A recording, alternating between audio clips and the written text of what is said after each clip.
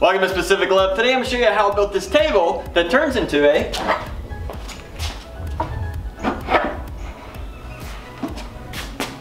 awesome bench that you can sit on and enjoy. I had a bunch of 2x4 lumber and wanted to make an entire bench from just those. The total width was going to be 4 feet, so I cut down 4 boards into 8 sections. These will be the tabletop and the seat. I then remembered I needed 2 wide boards for the pivoting part of the table, so I grabbed some scrap boards and glued them side by side. I used several clamps for each section and placed them to the side to dry. I then continued on cutting the legs to length. I needed 2 short boards about 18 inches long for the front and 2 boards about 30 inches long for the rear.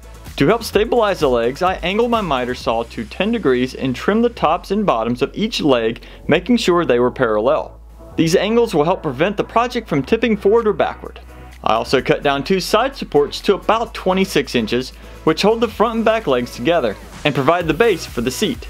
I laid out the supports, trying to keep about 4 inches on each side, and then squared them up on my workbench.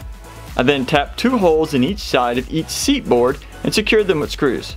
As for the spacing between the boards, I eyeballed about 1/4 to 1/2 inch and screwed them in place. I next flipped the seat over and positioned the legs in place. And since the legs were angled, they needed to be leaning outward for support.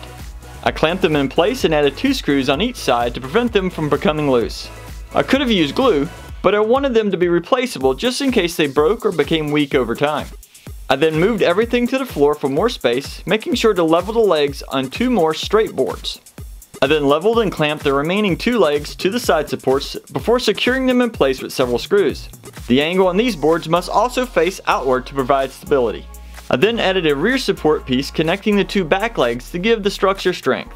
After the glued boards finally dried, I ran them through my planer to make them flat and remove the curved edges in the middle. I measured the tops to about 18 inches and the bottoms to about 4 inches and used my jigsaw to trim them down.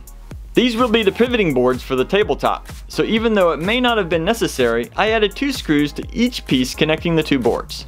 I'd rather be extra safe now than sorry later.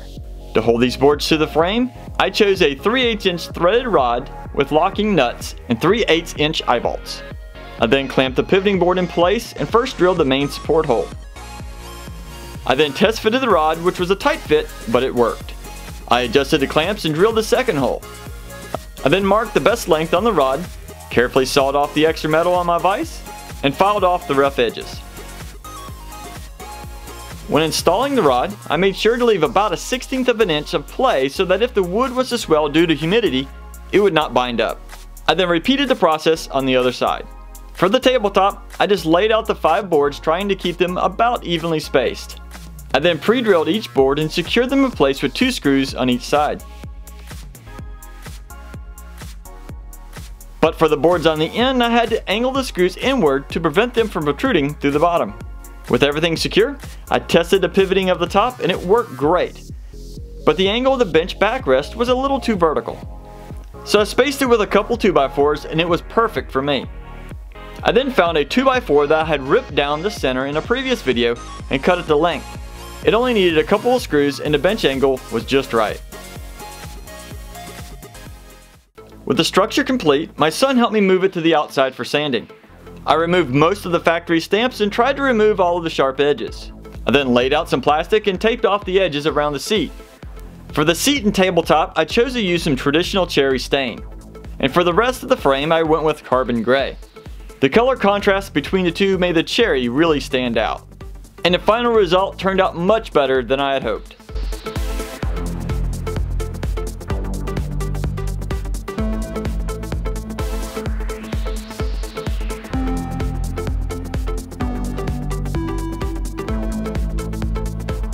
Now, I thoroughly enjoyed this project, but there are a couple things you need to keep in mind if you're going to build this.